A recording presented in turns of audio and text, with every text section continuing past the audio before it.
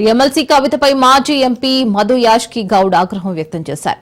Liquor case నుంచి బయటపడేందుకు BJP వ్యూహ రచనను కవిత ఫాలో అవుతుందని ఆయన విమర్శించారు.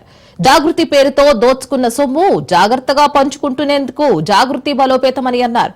సామాజిక తెలంగాణ కోసం తెలంగాణ సర్కార్ పనిచేస్తుంటే ప్రభుత్వాన్ని బంధనం చేస్తున్నారని అంటున్న టీపీసీసీ ప్రచార కమిటీ చైర్మన్ మధు యాష్కితో మా ప్రతినిధి రాజు ఫేస్ టు ఫేస్. మనతో మాట్లాడడానికి ప్రచార కమిటీ చైర్మన్ మధు యాష్కి గౌడ్ ఉన్నారు. సార్, కవిత లేఖను ఎట్లా చూస్తారు? బీజేపీతో అటు బీఆర్ఎస్ను విలీనం చేసేందుకు కుట్ర జరిగింది నేను జైల్లో ఉన్న సమయంలో అనేది కూడా ఆమె లేఖలో స్పష్టం చేసింది. అనేక అంశాలను కూడా బీఆర్ఎస్ రజతోత్సవానికి సంబంధించి కేసీఆర్కు ఒక లేఖ రాసింది. దాన్ని రాజకీయంగా రచకు దారి తీసినటువంటి పరిస్థితి. చూడు, కవితలు ఎట్లుంటాయంటే సొంతంగా రాసే కవిత ఒకటి ఉంటుంది, వేరేలు రాసింది తన పేరు పైన చదువుకునే ప్రయత్నం చేసే కవిత ఒకటి ఉంటుంది. ఈ కవితమ్మ గారు బీజేపీ పార్టీ రచించిన కవితని కవిత్వంలాగా చెప్పే ప్రయత్నం చేస్తూ ఉంది ఇక్కడ. సో తెలంగాణలో బీఆర్ఎస్ పార్టీ బలహీన పడితే తను అక్రమ కేసుల నుంచి జైలుకి వెళ్ళిన సారా కుంభకోణంలో సారా క్వీన్ అయిన కవిత గారు బయటపడే ప్రయత్నంలోనే ఈ ప్రయత్నం ఆఖరి ప్రయత్నంగా పనిచేస్తూ ఉంది. సార్, నిన్నటికి నిన్న బీఆర్ఎస్ అటు జాగృతి కార్యాలయాన్ని ఓపెన్ చేసింది, బలోపేతం చేస్తాం, రాష్ట్ర వ్యాప్తంగా పర్యటిస్తాం, సామాజిక తెలంగాణను సాధిస్తామనేటటువంటి కామెంట్ చేసింది. దాంతోపాటుగానే కేసీఆర్కు ఒకవైపు బీఆర్ఎస్ ఒక కన్ను అయితే మరోవైపు జాగృతి ఒక కన్ను అనేటటువంటి కామెంట్ చేసింది.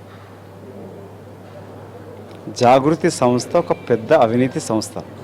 తెలంగాణ రాకముందు జాగృతి పేరు పైన ఎన్ని వందల కోట్లు కలెక్ట్ చేసింది, ఫిలిం ప్రొడ్యూసర్స్ తోటి, రియాల్టర్ తోటి, మిగతా వాళ్ళతోటి.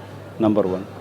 తెలంగాణ రాష్ట్రం ఏర్పడ్డాక నువ్వు జాగృతి సంస్థతోటి అప్పుడు ప్రభుత్వంతో ఫీనిక్స్ లాంటి సంస్థలకి లబ్ధి చేకూరుస్తూ డబ్బులు కలెక్ట్ చేసినావు, నిజమా కాదా?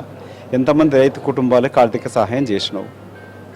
తర్వాత నువ్వు ఎంపీ ఉన్నప్పుడు స్కిల్ డెవలప్మెంట్ కింద కేంద్ర ప్రభుత్వం నిధులు తీసుకొచ్చి జిల్లా కేంద్రాల్లో జాగృతి సంస్థలు ఏర్పాటు చేసినావు. ఏమైనా ఆఫీసులు ఎన్ని వందల మందికి ట్రైనింగ్ ఇచ్చినావు, ఎన్ని వందల కోట్లు నువ్వు గడించినావు, ఎక్కడ నువ్వు ట్రైనింగ్ ఇచ్చి చేసినావు? జాగృతి అనే సంస్థ తను సంపాదించుకున్న అక్రమాస్తులు కాపాడడానికి కొరకు బిడ్డ జర జాగ్రత్త అంటారు కదా, అట్లా జాగ్రత్త పడడానికి వాళ్ళ జాగృతి సంస్థ ఆఫీస్ అంటూ ఉంది. అశోక్ నగర్ చాలా తక్కువ ఖర్చు ఉంటుంది, బంజారా హిల్స్లో ఎక్కువ ఉంటుంది. నీకు బ్యూటిషియన్గా నడుపుకుని నీకు ఇన్ని వందల ఆస్తులు ఎక్కడికి వెళ్ళి వచ్చిన ఒక మాట చెప్పు. బంజారా హిల్స్ ఆఫీస్ పెట్టుకుని ఎంత జాగ్రత్తకి ఎక్కడికి వచ్చిన డబ్బులు ఎక్కడ కాజ్ చేసినావు, ఎక్కడ కోళ్ళగొట్టినావు? ఆడదయ్యి ఉండి కూడా ఆడపడుచులో పుస్తలు తెగిపోతూ ఉంటే తావుడికి అలవాటు పడిపోయి భర్తలు సిగ్గు శరం లేకుండా ఇక్కడ సంపాదించి చాలకుండా ఢిల్లీకి వెళ్ళి కుంభకోణం ఇరుక్కున్నావు.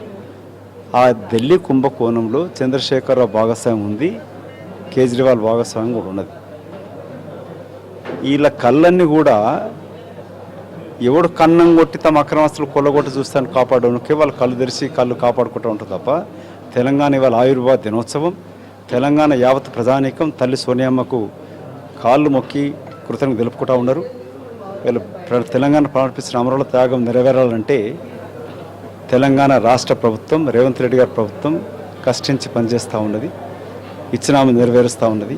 అసలైన తెలంగాణ ఆకాంక్ష సామాజిక తెలంగాణ నెరవేర్చడంలో రాహుల్ గాంధీ ఆదేశానుగుణంగా రేవంత్ రెడ్డి గారు కుల గణన చేపట్టి దేశం మొత్తంలో సామాజిక న్యాయం చేకూర్చే రీతిలో తెలంగాణ రాష్ట్ర ప్రభుత్వం పనిచేస్తుంది. కాబట్టి ఈ ప్రభుత్వాన్ని బదనాం చేసి పడగొట్టే ప్రయత్నంలోనే కవితమ్మ గారిని తీసుకొచ్చి ఈ డ్రామా ఆడుతూ ఉన్నారు. సార్, ఫైనల్గా చెప్పండి, కవిత కాంగ్రెస్ పార్టీలో చేరబోతుందా అనేటటువంటి చర్చ కూడా నడుస్తూ ఉంది.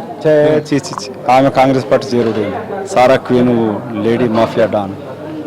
ఇది మధు యాష్కి గౌడ్ చెప్తున్నటువంటి మాట. ప్రధానంగా కవిత జాగృతి పేరుతో తన ఆస్తులు కాపాడుకునేటటువంటి ప్రయత్నం చేస్తుంది అనేటటువంటి కామెంట్స్ కూడా ఆయన చేస్తున్నటువంటి పరిస్థితి ఉంది.